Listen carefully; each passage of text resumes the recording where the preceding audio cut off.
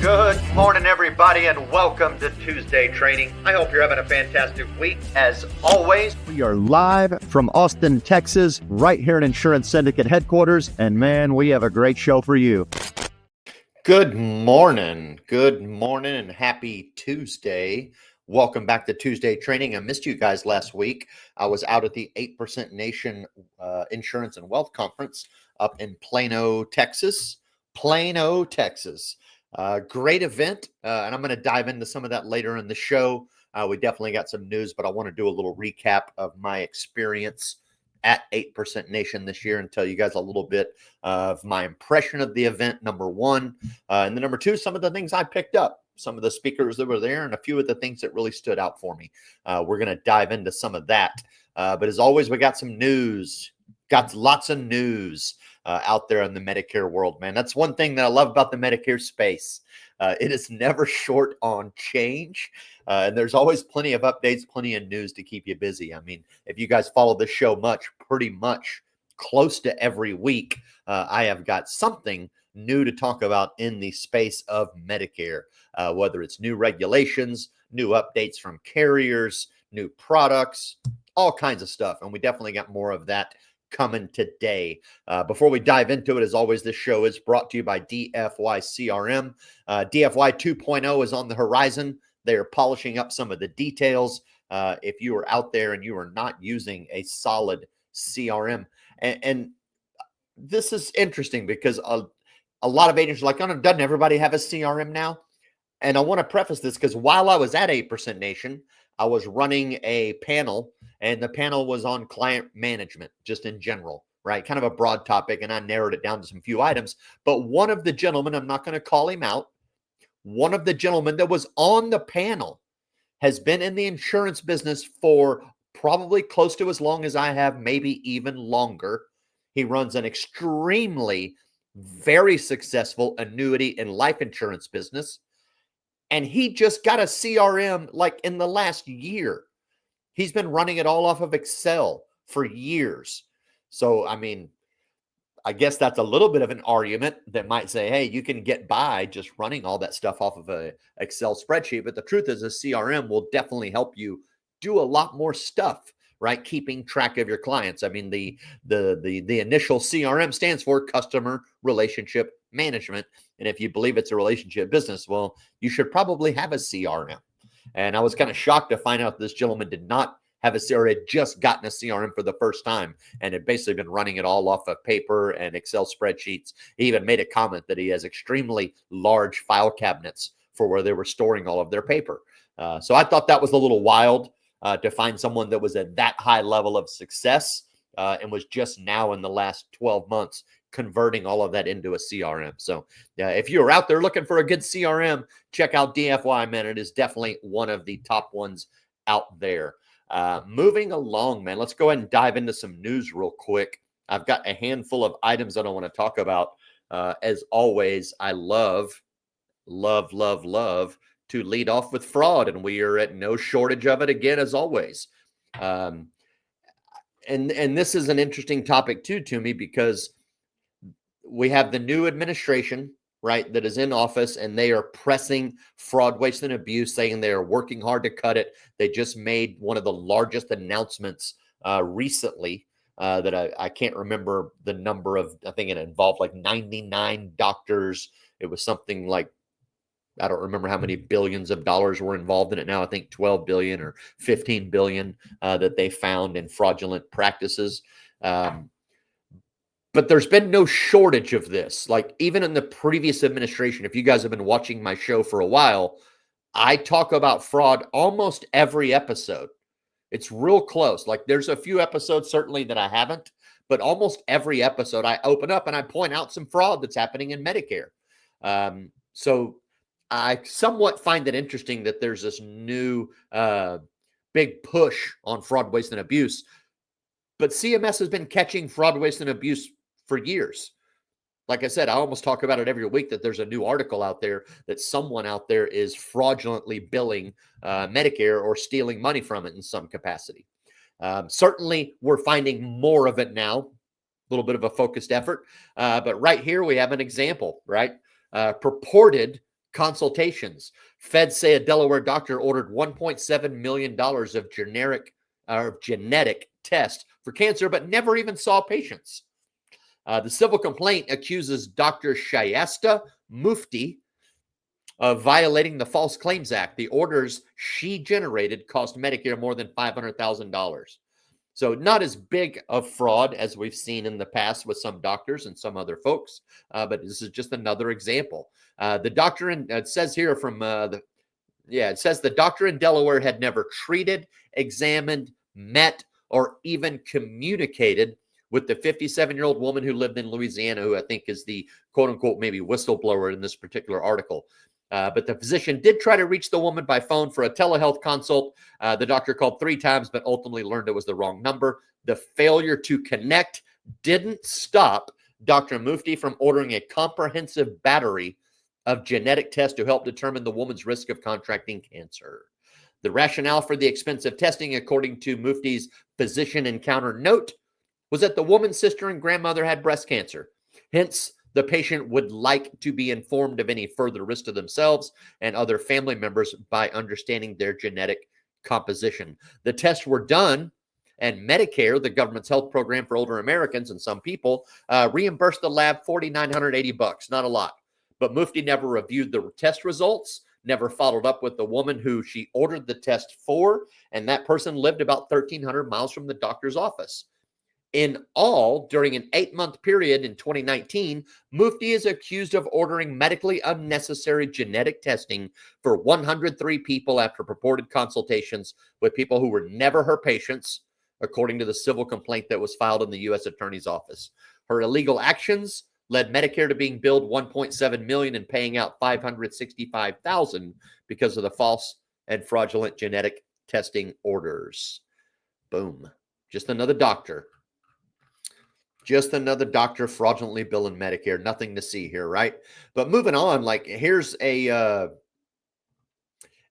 article, or not article, but I guess this is something that was just recently released from Medicare directly. This is, hey, we're crushing fraud, waste, and abuse, right? And it goes through pretty simple. It says, hey, look, CMS is crushing fraud, waste, and abuse to protect Americans enrolled in our programs from being victimized by healthcare fraud. We take swift action to take down the bad actors, prevent payments from going to criminal operatives, and change wasteful or abusive policies. I feel like a lot of their efforts, certainly they've definitely found some criminal ops.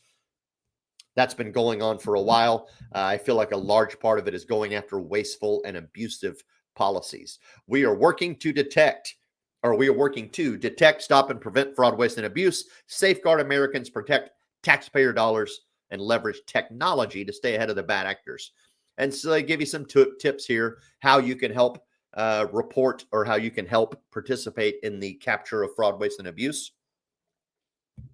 Gives you contact information to report Medicare fraud, health insurance marketplace, and then as well as Medicaid. They've got some tip lines, hotlines, etc., and so forth, as well as some links you can use to report fraud. If you move on in this article, it just lists through a bunch of success stories that were recent, similar to the doctor that I just showed you there in Delaware, but it goes through a bunch of them, right? I'm not going to take time to go through all of them, but it just gives you a list of some of the highlights of fraud, waste, and abuse takedowns they have had recently. Pretty simple there. There is also this little link here to the Fraud Defense Operations Center.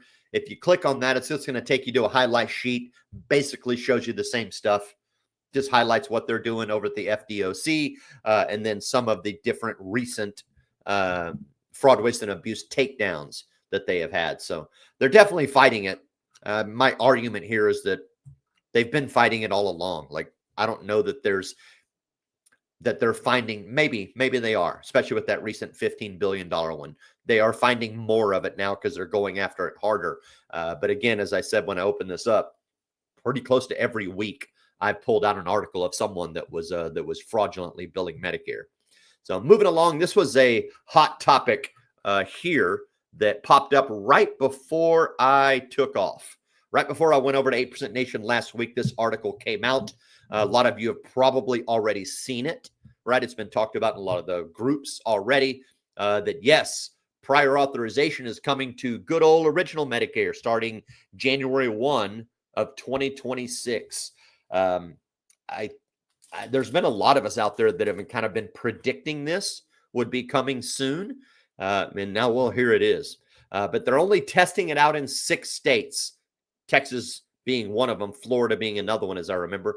But basically, the CMS will implement prior authorization requirements for certain traditional fee-for-service Medicare services in 6 states starting January 1, 2026. I am not going to go through this whole article with you. You already understand kind of the basics of it, right? Again, the change will go into effect in January 1, 2026, when CMS will start to test ways to provide an improved and expedited prior authorization process, right? And again, this is specific to original Medicare.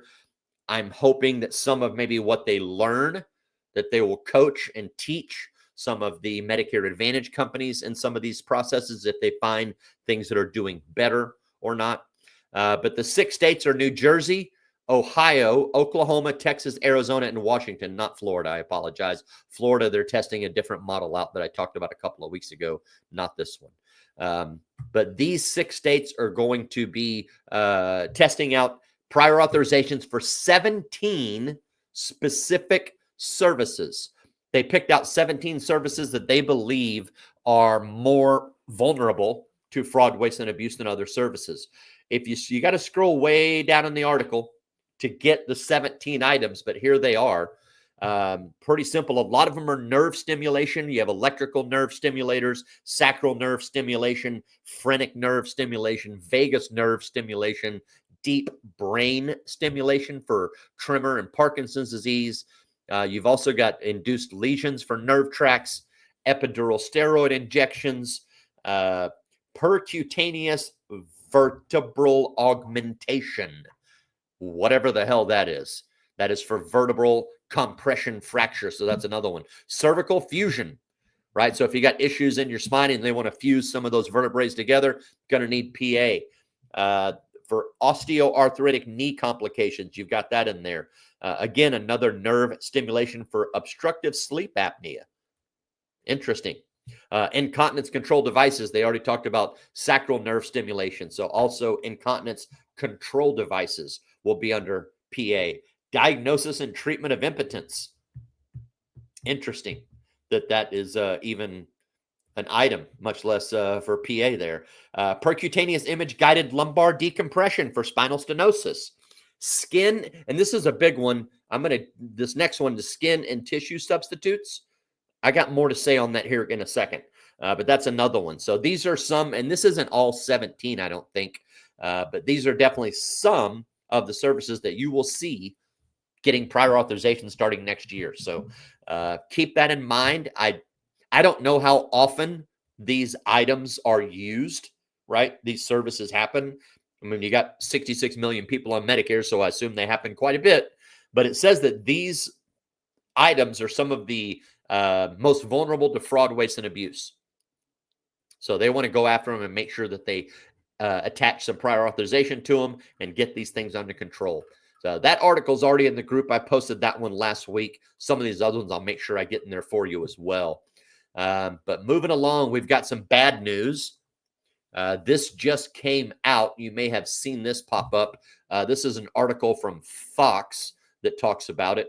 But there was another Medicare data breach, and it exposes about 100,000 Americans' information. And that includes, I will show you everything that was included in that. But basically, cyber criminals are at it again. I don't think they're ever going to stop. But back in June, 2 major breaches compromised over 13 million patient records. But now a newly confirmed Medicare data breach has affected more than 100,000 Americans, and they will be issuing new cards and new MBIs for all of the people that they suspect were who's had data that was breached or accessed. So you may get a Medicare beneficiary that has another, like they've already had it. It's already happened at least once. I mean, I have clients here that we have problems with because they have 2 active Medicare numbers. Like we were just working with the client trying to help sort him out. He has 1 Medicare number that shows him enrolled in Devoted. He has another Medicare number that shows him enrolled in United Healthcare. And we have been working diligently with the carriers and Medicare to try to clean up the mess and verify that this guy is on the right plan for him and he's taken care of. So it's causing massive issues because not only are we having data that's being breached, but new numbers are getting issued. But in some instances, at least, I can say anecdotally in this one instance, the previous numbers not getting terminated or it's not getting translated over. I'm not exactly sure what's going on with this gentleman. Hopefully we get him resolved. But you might have a client of yours that gets a new Medicare number again this year because 100,000 of them were affected, and they will be sending out new cards to these people. What was in the data breach? Well, their full name, their date of birth, the zip code, their MBI, their Medicare beneficiary identifier, and their Medicare coverage details. So, yeah, not great, but is what it is. Also, home address, provider, diagnosis code, services received, plan premium details. That was additional info that was in there. How is CMS responding? Well, they've deactivated all of the affected accounts. They didn't deactivate my guy's account the last time this happened. Hopefully they fixed these people. But they deactivated all the affected accounts, and they are mailing new Medicare cards to the estimated 103,000 individuals affected. The agency further says that no confirmed identity theft cases have been reported yet, but they stress the action of being taken abundance of caution in the event that maybe your data is one of those that affected. So basically what happens next for those that were affected, number one, watch for your mailbox for a replacement Medicare card. Monitor your Medicare.gov account. Of the 66 million Medicare beneficiaries, plus or minus, how many of them do you think actually have a Medicare.gov account? I would like to know that. I think that would be interesting information. But it says to monitor your Medicare.gov account for suspicious activity and report unauthorized services or charges immediately. I would say, number one, that if you are an agent out there in the Medicare space and you do any kind of content to advise your clients, or whether it's a newsletter, a blog, whatever, you might want to include this in there for them. You know, I mean, the mathematical odds that it's going to be one of your clients is pretty slim, considering it's only 103,000, but it could still happen because some of our clients were definitely affected on that previous breach, which is why they got 2 numbers that they're running around with. So it also goes on to say CMS has not identified the hackers. They don't know who's done it, but basically they have been breached, and 103,000 people are estimated to be receiving new Medicare card numbers. So the beat goes on. Moving along. Doctors are finally going to get a pay bump in Medicare. Finally, in 2026. Now, I love how they use could, because technically this isn't written in stone. They could see a pay bump. If you've been paying attention to anything going on in Medicare for the last several years, and certainly if you've been listening to any of the things that I tell you about, I have been telling you that doctors at least under original Medicare, have been losing money regularly, right? Their payments have been declining and not keeping up with the rate of cost of goods, the rate of inflation, et cetera, et cetera.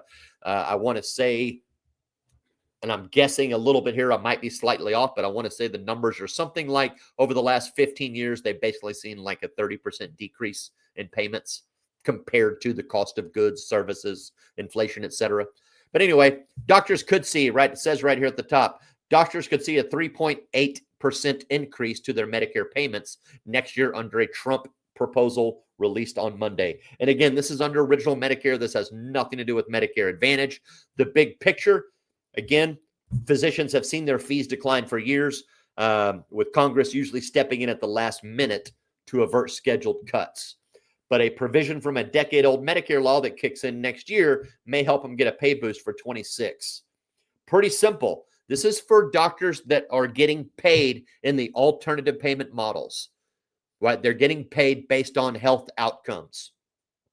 There's a group of doctors that don't participate, and there's a group of doctors that do participate. Those doctors that do participate in the alternative payment models, right, where they're getting paid based on patient outcomes, they will get a 3.8% pay bump next year, while doctors who don't participate could actually still get a 3.3% increase. So whether they're in or not, they could be getting a bump. And this is based on the massive spending bill that was just pushed through. I have not had a chance to go through that entire bill.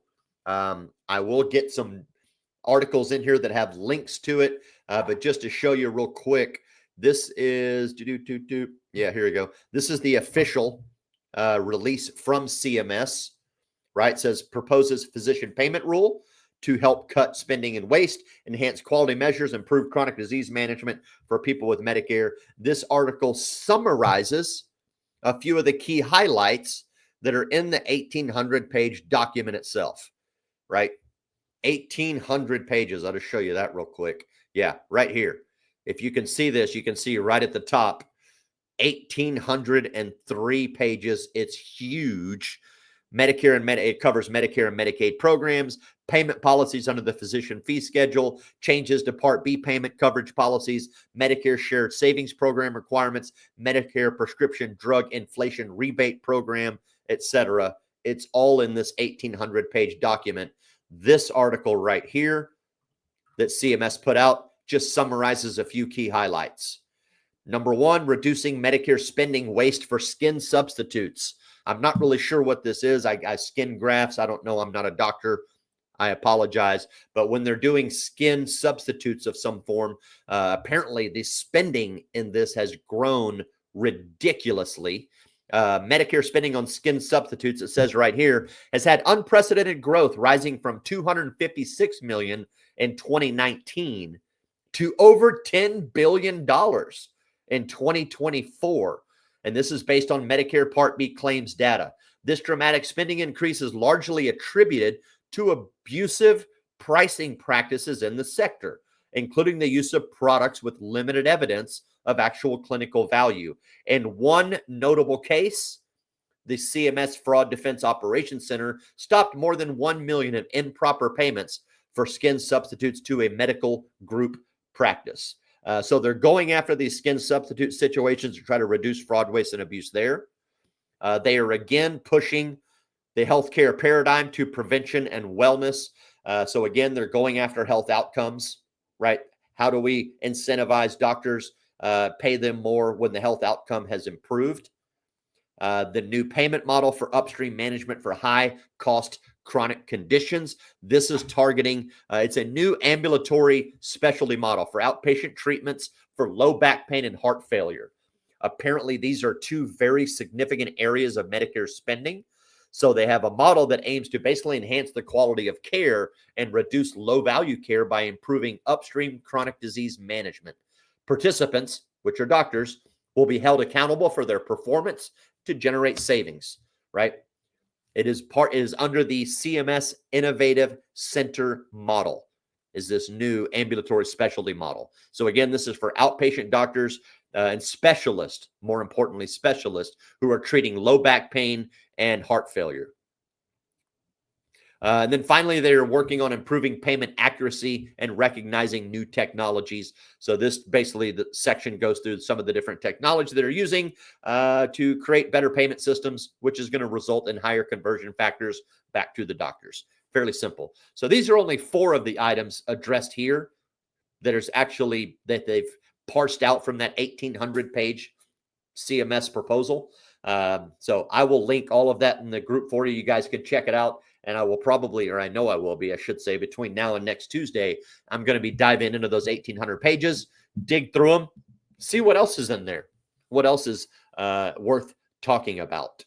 And then finally, Kaiser Family Foundation put out another great research study regarding the fact that Medicare Advantage markets, and then when I say that, I'm talking about the different counties more specifically, right? Because each county is kind of considered its own marketplace to some extent, or at least a market zone. And as we know, Medicare Advantage plans are all run by county, right? You might have a plan here in Travis County, Texas, but it ain't in Williamson County, Texas, right next door, which both make up the city of Austin. So in the city of Austin, we got 2 Medicare Advantage markets just in that one space. But basically what they're saying here is that Medicare Advantage markets, most of them, are dominated by only 1 or 2 insurers. I don't know that that's really news to us as agents. I mean, maybe so if you work in just one area. But if you work across a large swath, like I work in 33 states, so I see this pretty often, especially when you get out in the rural territories, well, you're only going to see maybe 1 or 2 carriers in that county, right? And that's about it. Like if you go out to Midland and Odessa, Texas, you're going to find that UHC, Humana, and Aetna are about the only 3 plans that are out there. And depending on the county that you're in, all 3 may not even be available, right? You may only really have UHC to pick from, or maybe Humana, or maybe just UHC and Humana. So this article dives into that, and it goes through a pretty deep analysis, county by county, of how many plans are really available under a competitive landscape of different insurers, right? They're in a weird pickle in some ways because number one, we want competition, right? And that's part of what this article drives to. We need more than 1 carrier in any given county to drive competition. Competition drives down prices, right? Should theoretically increase service, increase quality of service, etc. But when you're in an area where you only have 1 product to pick from, there's no competition. They don't necessarily have to be the greatest plan out there because they're the only one, kind of thing, right? It's like if you live in the middle of Podunkville and the only place to go shopping is Walmart, well, they're getting all the business. Same concept here. But on the other side, like they don't want too many plans because that creates a ton of churn. So they're trying to force carriers to consolidate their numbers of plans, but they want more carriers in the space, right? Especially in these rural areas where that's too highly concentrated. So again, this goes through this whole article goes through a deep analysis and concentration of Medicare Advantage plans by county, right? I'm not going to go through the whole thing because it's fairly deep, but I'm going to give you some of the takeaways. Virtually all counties were highly concentrated. And what that means, again, is that they're dominated by 1 or 2 insurers when they say they're highly concentrated, right? So maybe they're only seeing United Healthcare and Humana, or United Healthcare and Aetna, or United Healthcare and Molina, or depending on what the county is. So they're saying that 79% of all of the counties nationwide were considered highly concentrated, and 18% of them were very highly concentrated. That's almost all of them. Less than 1% were moderately concentrated, meaning that they have a broad selection of products to choose from. And 0% were unconcentrated. Not sure exactly what that means there. 0% were unconcentrated. So none of them had enough. And then that's the other thing. Like they don't necessarily show you what their breakpoint or their definition of concentration is, right? Like if they're saying 0% of counties were unconcentrated, well, I'm in Travis County and there is at least 5, if not 6 or 7 Medicare Advantage insurers available. So you're saying that's not unconcentrated? That's still considered a concentrated county? Or is that just because of enrollment status? Because they don't really go into all of that. But it goes on a little further, right? It says most Medicare Advantage enrollees were in highly concentrated markets, with 4% in very highly concentrated markets, meaning, again, there's only 1 or maybe 2 insurers. It points out pretty obvious statement here that rural counties saw the most concentration, right? So if you're in a very rural county, again, yeah, you're probably only seeing 1 or 2 products to pick from, whereas you're in a very urban center, you might have multiple plans to pick from. And it said that 9 in 10 Medicare beneficiaries live in a county where at least half of all Medicare Advantage enrollees were in plans sponsored by only 1 or 2 different insurers. United Healthcare, 41%, Humana, 25%, had the highest enrollment in 2/3 of counties, which comprised 59% of all Medicare Advantage enrollment. And then at the bottom here, it says that in more than 4 in 10 counties, comprising 22% of all Medicare Advantage enrollment, a single Medicare Advantage insurer had at least 50% of the marketplace. And then it even picks out a handful of specific counties down there. So pretty interesting, right? They go through the whole map. Like you can look at any state, any county, you can just drive through it. So if you want to look and see, like, what's my county look like, for example, if I can find Travis in this little, that's in here somewhere. That's Houston. There's Williamson. So there's Travis. So Travis County, Texas, which is Austin. Out of 9, we have 9 insurers. The top firm has a market share of 53%, which I'm guarantee is United Healthcare, of course. Nothing against them, but that's where it's at. So you can check this out. I'll put this in the group. You guys can pick through this and get some data out of it, see what you think. But that's pretty much it for the news that I wanted to chat about today. Other than that, I just about my experience at 8% Nation this year. Just to kind of give you some context, to put this in the space for you, I have been to all but 2 of the annual 8% Nation conferences. I missed the previous year in 2024 that he held in Springfield. I had all intentions to go, but my travel calendar was so booked, just didn't even have the opportunity. Something had to go. And that was the one that dropped that year. And I missed the very first one that he did in Nashville at the Titans Stadium. Other than that, I've been to all of them, right? Most of them were at the Statler Hotel. He did one at the Hilton Anatole, right? And I've also been on the road show. I actually toured with Cody on 10 stops in 2023 and no, that's not right. It was 2022 and 23, as I remember. We did 10 cities in 10 months, something like that.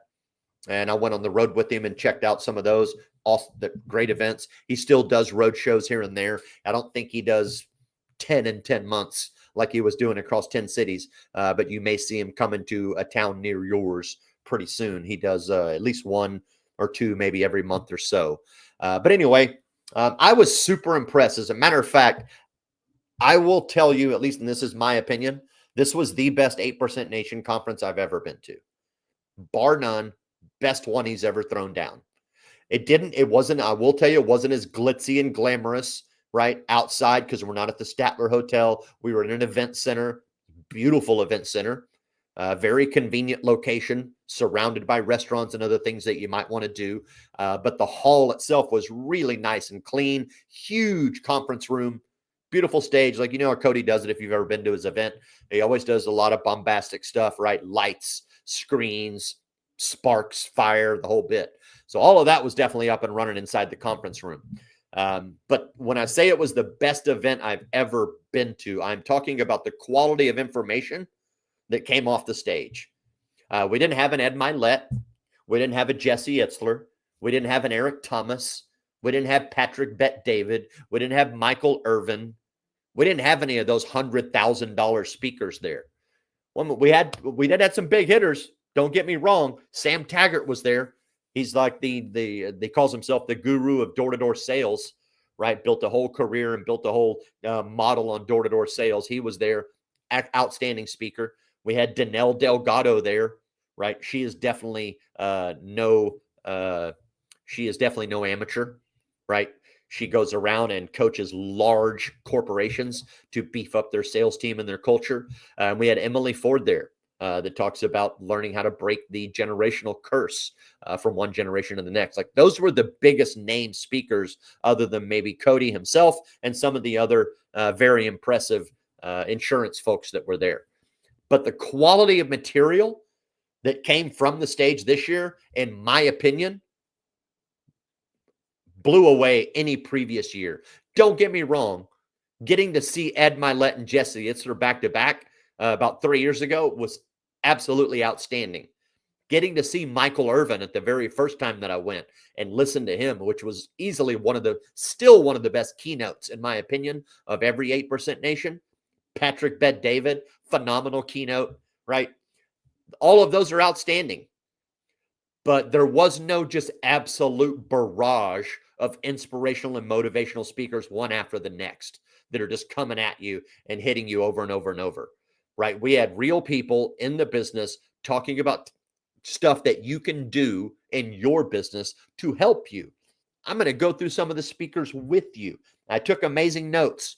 Coach Burt was there as always, or I shouldn't say as always, but he's been a regular speaker there.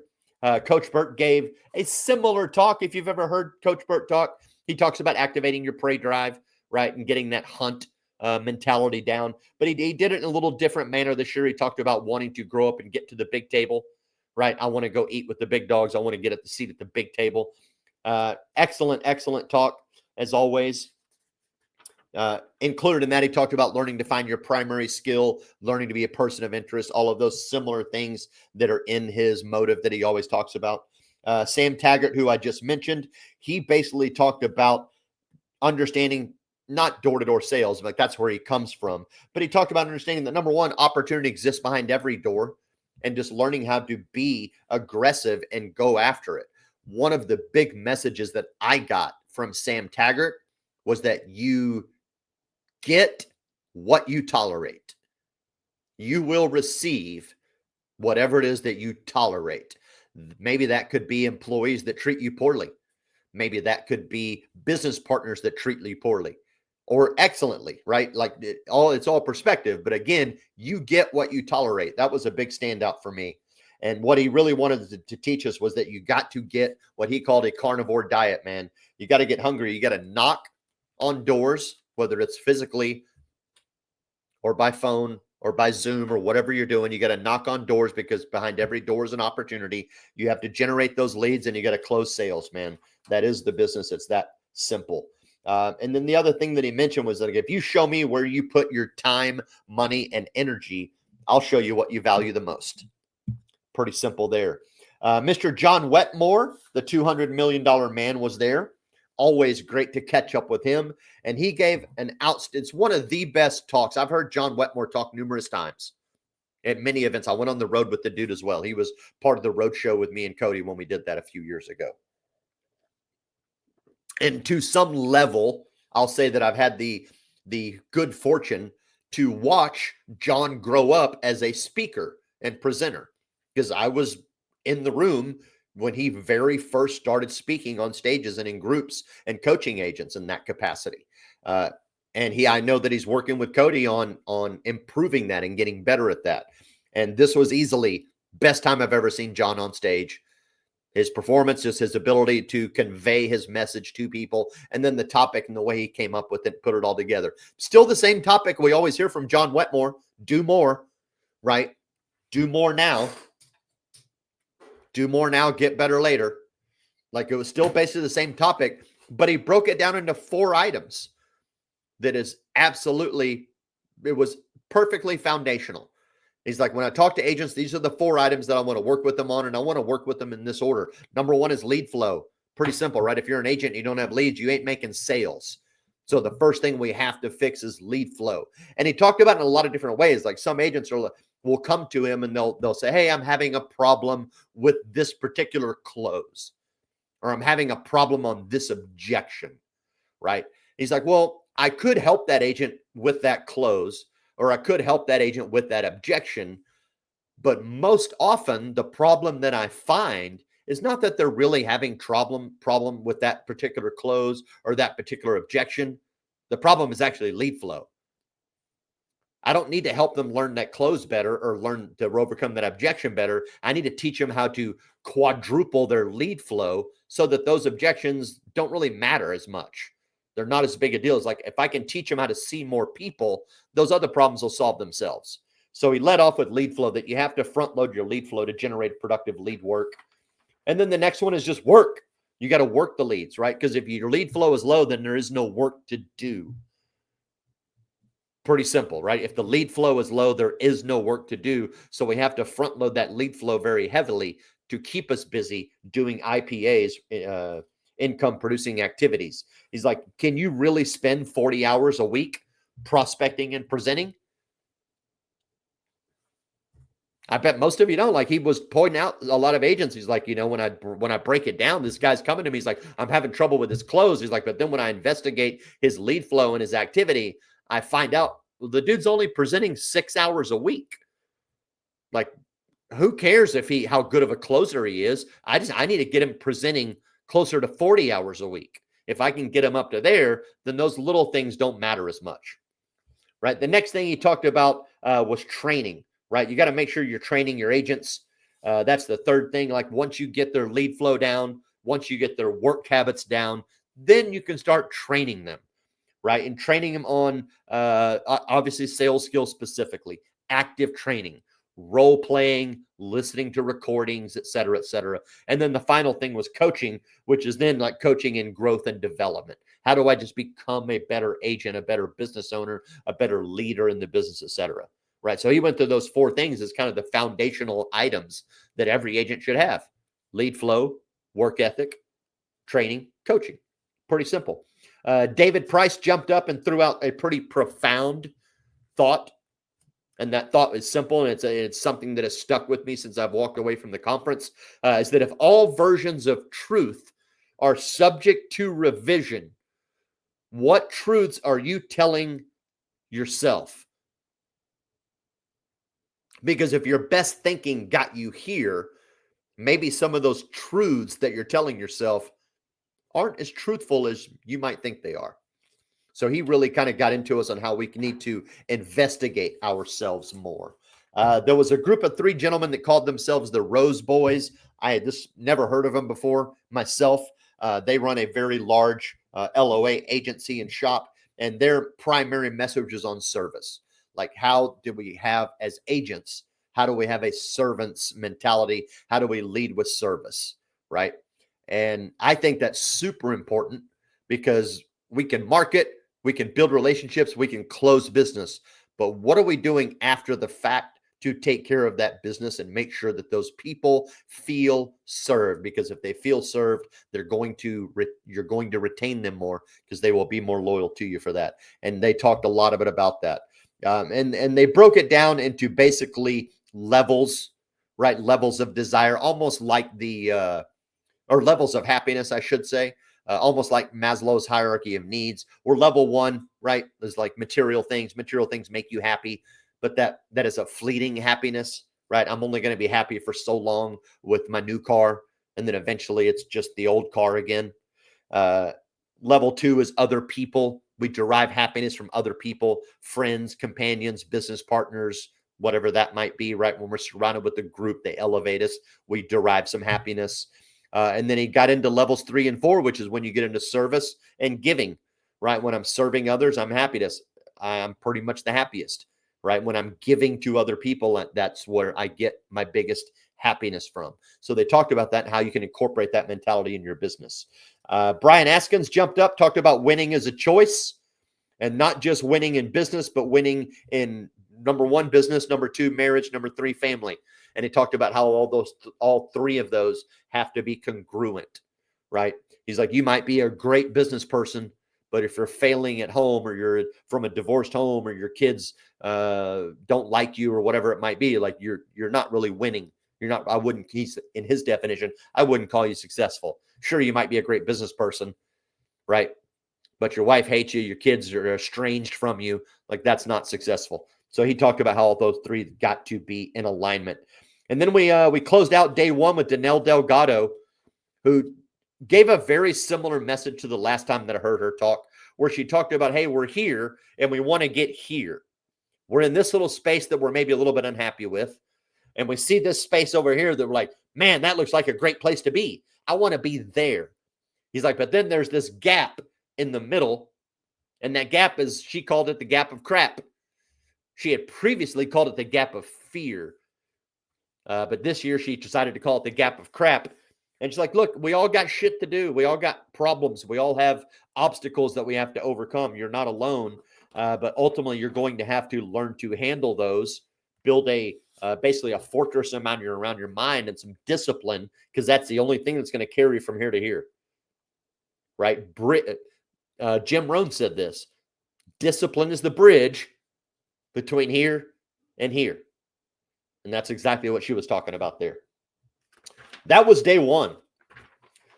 Day two rolled in. We had some roundtables. I did a roundtable coaching on my bundle script, right? Which is excellent for T65s. It works good for everybody, whether you're selling Medicare Supplement, Medicare Advantage. So I did a quick roundtable on my bundle script, coaching that. The next day, I did another roundtable on 90-day retention, cross-marketing practices and processes, so to speak. But then Cody led off day two with a talk on the 4 roadblocks to scaling. This was one of the biggest pieces of meat for me to take home and look at how we're growing Avila and some of the things that we're doing. And it gave me a lot of great items that I can pull from this. I'm just going to give you 4 quick items out of it. And he said, these are the 4 roadblocks, right? And you could also say they're the 4 pillars, but these are the 4 things that agents struggle with that prevents them from scaling a large business of any size, whatever it might be. Number 1 is marketing, right? We have to market. And I'm of the opinion that marketing precedes sales. There's a lot of people that'll give you that argument, the chicken or the egg argument, when it comes to marketing or sales, whether it's maybe which one's more important. Is sales or marketing more important? Which one comes first, sales or marketing? I'm of the opinion that marketing will always come first. You need to market in order to put yourself in a position to make a sale. Sales drive revenue, which you can then put back into marketing to perpetuate it. So he was like, his big thing was like, you need to really get down what percentage of your revenue should 100% be dedicated to marketing. And he's of the opinion that 15 to 30% of your revenue should be pushed back into marketing. I don't disagree with that. So he was like, in one of his questions in there that I pulled out was like, hey, do I have a lead machine? Right? Is my marketing so good that I built a lead machine, or am I the lead machine? So you got to build a great marketing system. Number 2 is sales. That's your revenue driver, right? So once you have your marketing in place, are you making the right sales? Are you getting the right level of conversions? You need to build a process, in a sales process, that is duplicable across your people. Pretty simple. Number 3 was operations. And this is probably the area that I might struggle with the most, I feel like. And that is your delivery machine. How am I taking my marketing, my sales, and everything, wrapping it up into a solid operations process that delivers that all properly? Whether that be through good processes, SOPs, your different standardized way of doing things, etc. If you have good operations, then you should be able to step away from your business and take some time off, and your business, like nothing should effectively change. And one of the questions he proposed there is like, hey, could you afford to take 3 weeks off right now? If you took 3 weeks off, what would your business look like when you get back? Do you have good operations in place, in other words? And then the 4th one was finance, and that's your fuel, right? That's the fuel to grow your business. So you have to track it regularly, right? You cannot scale anything that is not measurable, which is kind of his message there. So you have to work on improving your finances. And he gave some interesting items here. Revenue is vanity, profit is sanity, and cash is king. And then he gave a whole bunch of metrics that you should be monitoring within your finances, right? Everything from cost per lead to cost per acquisition to your lifetime value. And he went all the way down till you get to EBITDA eventually, right? So great talk there as well. And then moving on, like day 2, like kept it rolling. Tim Schuchert jumped in. If you haven't met Tim Schuchert, you haven't had a chance to hear him speak, that dude is lights out. He is an outstanding marketer in the IUL and annuity space. And he talked about, number 1, that the boomers are the wealthiest generation that have ever lived. And we are going through the largest wealth transfer that has ever happened, right? And he basically said that, and he gave a great analogy, that if you took a dump truck and you filled it with as much bundled $100 bills as you could, I want to say it would come out to $1.4 billion that you could fit into a dump truck, which is a lot of money. He's like, but if you took all the money that's in the boomer generation that's about to get transferred over and you put it in the dump truck, it would be something like 4,580 dump trucks. He's like, the line of dump trucks would be so long, it would travel from Dallas to south of San Antonio. Like, that's how much money was involved. Like, he did a really good job of creating an analogy to help you understand. And then his big message is like, I know that our biggest fear as agents is AI. He's like, so you can figure it out. He's like, all this money is coming. It's coming through the pipe right now. He's like, and you can either be one of the agents that uses AI to help you, or you can sit on the sidelines and watch other agents get rich. So he gave a really good talk on that. It was outstanding. Alex Branning jumped in there. He gave a great talk on also a little bit of AI, but he gave some really cool tips on how to, number one, how to understand that we're in another shift in marketplace and how business is done, right? So think about this. Many years ago, when I started in insurance, it was all done on paper, right? It was all done on paper. You could telemarket to people. You weren't selling it by phone. You might sell the concept by phone, but then you had to go over to the guy's house, right, and get the application filled out and then either mail in. Like when I got started in the business, dude, we were mailing every application back to home office. I had to go see the person, fill out the app, mail it in. Fast forward to today, and now everything's on an e-app. Everybody's used to telesales, right? Telesales used to not be a thing. Now telesales is just about permeating almost every industry in some capacity, right? Remember when phone menus came out, when you would call a company and be like, press one. I mean, we still have those, obviously, but those are going away. Like there was a time where we're like, man, those suck. Nobody's going to get acclimated to those. Now they're everywhere. Everybody, when you call someone, you expect to be routed. Press one for English, press two for Spanish. If you're a current customer, press this. If you're not, press that. Press star to repeat the menu. Like we used to think that that would never work. Obviously it did, and everybody's got one. But now we're in that new space where AI, like people are starting to really expect that either they're going to get an automated AI person that they're talking to for a minute to help direct their call, or if they text you or SMS you or whatever, they expect an immediate response from some type of AI bot, right? And this is part, we already know that speed to lead is important. So that's kind of what he was talking about, was that speed to response is hyper important. And people, even our 65-year-old Hispanic folks here, like they got no problem that our AI jumps in immediately as soon as they text us and says, hey, I'm here to help you, right? So he kind of talked about that, and then we have to get that through our brain that we are in a new space of sales, marketing, and service, and AI is a big part of it. Ashley Coley, who I'd never met, she's from North American Senior Benefits, one of the partners over there. She gave a really good inspirational talk on growth, and it basically came with three things. Like, again, we all go through shit.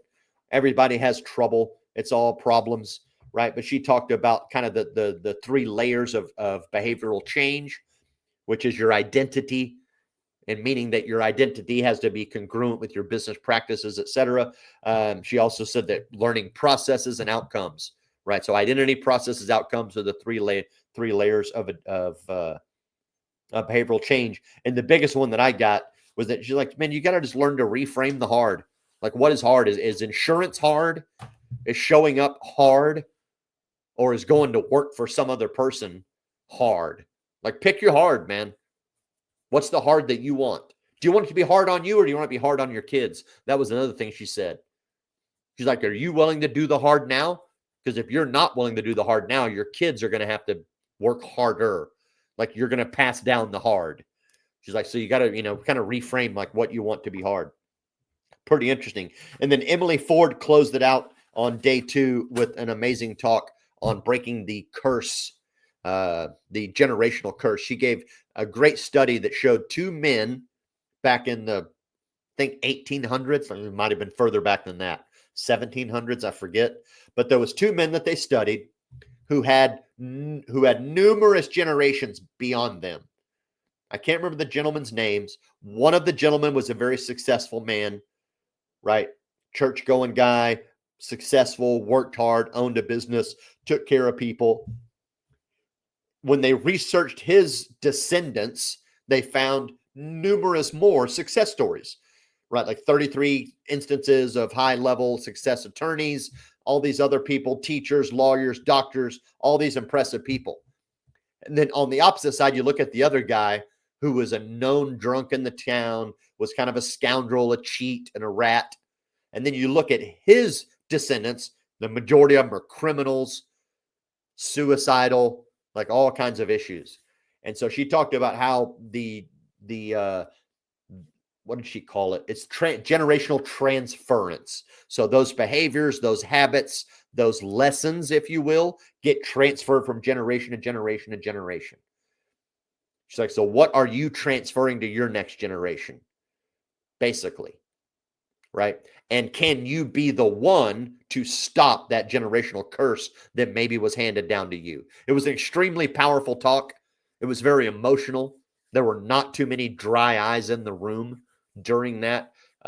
She went through a trauma scale. This was tough, man. I'll end with this.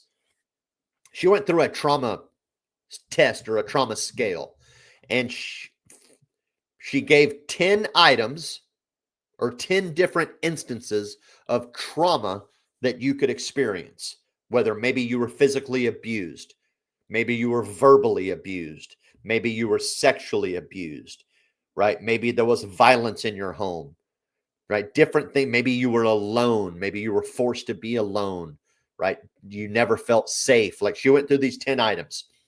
And for every one, like she would just say, hey, if you've ever experienced this, write a 1 if you have, a 0 if you haven't.